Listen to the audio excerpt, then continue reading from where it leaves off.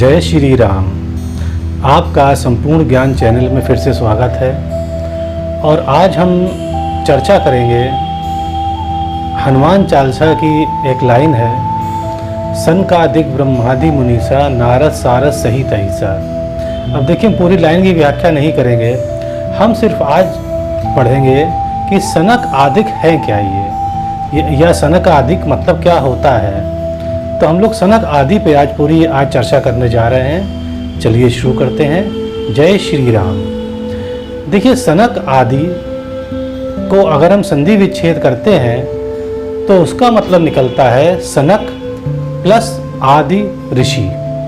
अब देखिए, हमने ऋषि कहा है, बाद में हम समझेंगे इसकी इनकी उत्पत्ति कैसे हुई, पर हम यहाँ पे हम पहले समझा देते हैं आपको कि सनक आदि का मतलब क्या है, उसके बाद फिर आगे चलते हैं। देखिए, सनक आदि को आप संधि विच्छेद करिए तो सनक और धन मतलब प्लस आदि कर लीजिए, मतलब सनक और आदि ऋषि। इसका मतलब ये हुआ कि एक ऋषि सनक नहीं है और भी उनके भाई हैं, तो सनक आदि का ये अर्थ हुआ। अब देखिए, हम समझेंगे कि उनके कौन कौन से भाई हैं। तब हम आपको बता दें कि ब्रह्मा जी के 4 पुत्र थे। अब कैसी उत्पत्ति हुई हमने कहा, बात बताएंगे आपको। तो ब्रह्मा जी के जो 4 पुत्र हैं, देखिए वैसे तो उनके 6 पुत्र हैं, पर 4 पुत्र के बारे में बात कर रहे हैं जिन्हें हम सनक आदि पढ़ते हैं। देखिए वो 4 किस प्रकार से हैं। वे 4 ऋषि हैं जिनको बोलते हैं सनक, सनत, सनातन और सनंद। ये 4 ऋषि हो गए। अब देखिए, इनके आगे कुमार भी जुड़ा हुआ है, तो हो गया सनक कुमार, सनत कुमार, सनंद कुमार और सनातन कुमार। तो ये 4 कुमार हो गए। अब देखिए, इनके आगे कुमार क्यों जुड़ा है, इसका भी एक कारण है। देखिए, कुमार इसलिए जुड़ा है क्योंकि ये जो चारों ऋषि हैं, इनकी उम्र हमेशा 5 साल रहती है। मतलब ये हमेशा 5 वर्ष के बालक रहते हैं। इनकी उम्र कभी नहीं बढ़ती है और ये पूरे ब्रह्मांड में घूमते रहते हैं। और जहाँ पर भी, अगर पृथ्वी लोक में भी आते हैं, तो जहाँ पर ये जाते हैं वहाँ भगवान श्री विष्णु या कोई भी पूजा पाठ या शुरू हो जाता है, या लोगों के मन में ये आ जाता है कि हमें पूजा पाठ करना है। तो ये इनकी अति विशेषता है। अब देखिए, हमने समझ लिया कि कुमार का क्या अर्थ है। हमने बताया कुमार का अर्थ क्या होता है कि इनकी उम्र 5 साल पे फिक्स है, ना वो बढ़ेगी ना घटेगी, इसलिए इनको कुमार कहा जाता है। अब चलिए हम देखते हैं इनकी उत्पत्ति के बारे में, कैसे इनकी उत्पत्ति हुई। अच्छा, इससे पहले हम आपको एक चीज़ बता दें कि हमने अभी कहा कि ये ब्रह्मा जी के पुत्र हैं और ये मन से उत्पन्न हुए थे। तो देखिए, ब्रह्मा जी के 6 पुत्र हैं। एक तो ये 4 हो गए जिसको बोलते हैं सनक कुमार, सनत कुमार, सनातन कुमार और सनंद कुमार। 4 पुत्र ये हो गए। देखिए, 5वें पुत्र हैं नारद जी और 6ठे पुत्र हैं दक्ष, ये प्रजापति, जो कि सती माँ के पिता थे। तो ये 6 जो हैं इनके पुत्र माने गए हैं। चलिए अब इन आगे पढ़ते हैं, या आगे समझते हैं कि उनकी उत्पत्ति कैसे हुई। देखिए, इनकी उत्पत्ति इस प्रकार से हुई कि एक समय था कि जब सृष्टि में पानी ही पानी था, मतलब कि पूरा प्रलय हो गया था। तब विष्णु जी अपने शेष नाग पे बैठे ये सोच रहे थे कि भाई, चूंकि पानी है हर जगह, तो इसलिए कोई भी प्राणी उसमें कोई जीवित नहीं बचा, तो सब उनके अंदर लीन हो गए थे। तो ये सोच रहे थे कि हम कैसे हम सृष्टि का फिर से शुरुआत करें। तो इसके लिए जब ये सोच रहे थे तो उनके नाभि कमल इसलिए कहा गया विष्णु जी का कि उनकी नाभि कमल के समान है। तो उसी नाभि कमल से ये ब्रह्मा जी का जन्म हुआ। तो ब्रह्मा जी उनकी नाभि से जुड़े कमल पे बैठे हुए दिखाए जाते हैं। तो जब उनका जन्म हुआ ब्रह्मा जी का, तब उन्होंने जब आँख खोली तो देखा कि हर जगह पानी ही पानी है। उनको समझ नहीं आया कि हमारा यहाँ पर जन्म किस लिए हुआ है। तब उन्होंने करीबन 100 वर्षों तक तपस्या की। जब तपस्या करी तब उन्होंने जाना कि हरि कौन है, मतलब विष्णु जी कौन है। तब विष्णु जी ने कहा कि तुमको इसलिए उत्पन्न किया गया है क्योंकि तुम यहाँ सृष्टि की रचना करो। अब देखिए, जब उन्होंने सृष्टि की रचना करी तब वो संतुष्ट नहीं हुए। उनको लगा कि हमें कुछ और करना चाहिए। तब उन्होंने उनके मन से ये 4 उनके पुत्र जन्म लिए। इनको हम लोग अयोनिज भी कहते हैं। तो अयोनिज का मतलब होता है जिसका जन्म योनि से ना हुआ, उसको अयोनिज कहा जाता है। तो इनका जो चारों का चारों सनत कुमार या सनकादि का जन्म हुआ है उनके मन से। तो ये उनकी उत्पत्ति की गाथा है।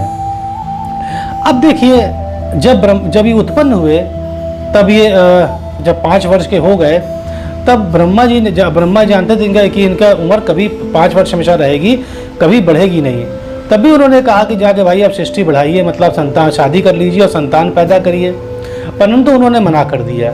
उन्होंने कहा कि हमें इसमें मतलब हमें भोग विषय में कोई आसक्ति नहीं है, हमें कोई अच्छा लगता नहीं है। हमें क्या करना है, हमें बस पूरे ब्रह्मांड में घूमना है और हरि मतलब विष्णु जी का हमें या विष्णु भगवान का हमें नाम करना है। तो फिर वो लोग चले गए अपना ले गए, मतलब चारों भाई एक साथ रहते हैं और वहाँ से ब्रह्मा जी के पास से वो चले गए। अब देखिए, एक बार एक कथा है इनके नाम पे जिसको हम लोग जय विजय के नाम से जानते हैं। आइए कथा समझते हैं क्या है। एक बार ये चारों सनकादि या चारों सनक ऋषि या सनक कुमार पहुंच गए बैकुंठ लोक, जहाँ विष्णु जी घर था। विष्णु जी ने उस वक्त शायद विश्राम करने जा रहे थे। तो विष्णु जी ने कहा अपने द्वारपाल से, उनका द्वारपाल नाम जय विजय था, उनसे कहा कि आप किसी को आने मत दीजिएगा। तो द्वारपाल जैसा कहा जाएगा वैसे ही करेंगे। तो जैसे ही, तो वहाँ पे बहुत द्वार हैं बैकुंठ में। तो जैसे ही उन्होंने 6 द्वार, जैसे ही उन्होंने सनत कुमार ने 6 द्वार पार किए और 7वें द्वार बस जाने वाले थे, तभी वहाँ पे इनके द्वारपाल जय विजय ने रोक लिया और उनसे आने का प्रयोजन पूछा। तो जो सनत कुमारों ने कहा कि मेरा प्रयोजन भगवान विष्णु से मिलना है। तो उन्होंने मना किया कि इस वक्त विश्राम कर रहे हैं, नहीं मिलेंगे। पर उन्होंने गलती क्या की जय विजय ने कि उनका मजाक उड़ा दिया। वो समझ नहीं पाए कि इनमें कितनी शक्ति है, कितने पावरफुल हैं, वो समझ नहीं पाए इस बात को।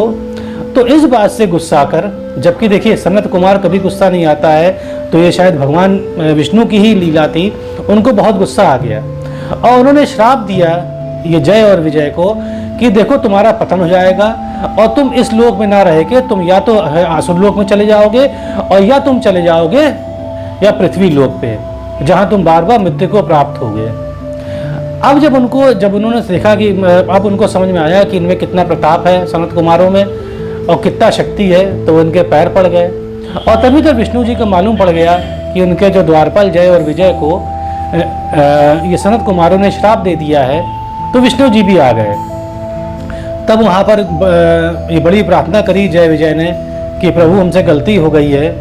तब वहाँ पे तो सनत कुमारों का जो मन द्रवित हो गया। तो उन्होंने कहा विष्णु जी से कि प्रभु टल तो सकता नहीं हमारा श्राप, अब आप ही बताइए कैसे ये हमारा ये श्राप कटेगा। तब विष्णु जी बोले, देखो, उन्होंने पूछा जय विजय से कि अगर तुम असुर कुल में जन्म लोगे तो तुम्हें सिर्फ 3 बार जन्म लेना पड़ेगा और उसका तुम्हारा संहार मैं ही करूंगा और उसके पश्चात जो है तुम फिर से हमारे बैकुंठ लोक आ जाओगे, या तुम्हें 7 जन्म लेने पड़ेंगे पृथ्वी लोक पे, जहाँ तुम बार बार दोबारा मरोगे और फिर जन्म लोगे 7 बार। तो अब तुम्हें सोचना है कि तुम्हें कौन सा निर्णय लेना है, कौन सा तुम्हें चाहिए। तो जय विजय ने कहा कि हे प्रभु, हमें जल्दी जल्दी आपके पास बैकुंठ लोक पहुंचना, आपके द्वारपाल बनना है, तो हमें आप असुर बना दीजिए जिससे कि हम जल्दी से आ जाएं और आपके हाथों मरेंगे प्रभु, तो इससे अच्छी क्या बात होगी। तभी देखिए जो जय विजय का जन्म देखिए 3 प्रकार से हुआ। देखिए पहला हुआ सतयुग में, जहां पर ये लोग बने, जय विजय बने हिरणाक्ष और हिरणाकश्यप बने सतयुग में। उसके बाद आया त्रेता युग, जिसमें ये बने रावण और कुंभकर्ण। और उसके बाद आया द्वापर युग, जिसमें ये बने शिशुपाल और दंतवक्र बन गए। तो देखिए इन तीनों युगों में ये आए और उसमें विष्णु जी ही ने मारा, विष्णु जी के अवतारों ने मारा इनको। और जब ये तीसरी बार मरे हैं ये शिशुपाल और दंतवक्र के रूप में, तब ये वापस बैकुंठ लोक फिर से पहुंच गए। तो ये देखिए कथा थी और ये थोड़ा सा देखिए परिचय था ये आपके सनक आदि के बारे में। देखिए हमारा सिर्फ यही एक मूल अभिप्राय यही है कि आप समझें, आप जानें कि हमारे चालीसाओं में, हमारे पुराणों में, हमारे ग्रंथों में क्या लिखा है, जिसको मैं सब अपने वीडियो में एक एक करके लाऊंगा और आसान तरीके से समझाऊंगा मैं आपको। तो आशा करते हैं आपको समझ में आया होगा। अगर आपको हमारा संपूर्ण ज्ञान चैनल अच्छा लगता है तो इसे आप सब्सक्राइब जरूर करिएगा। जय श्री राम, जय श्री हनुमान जी की।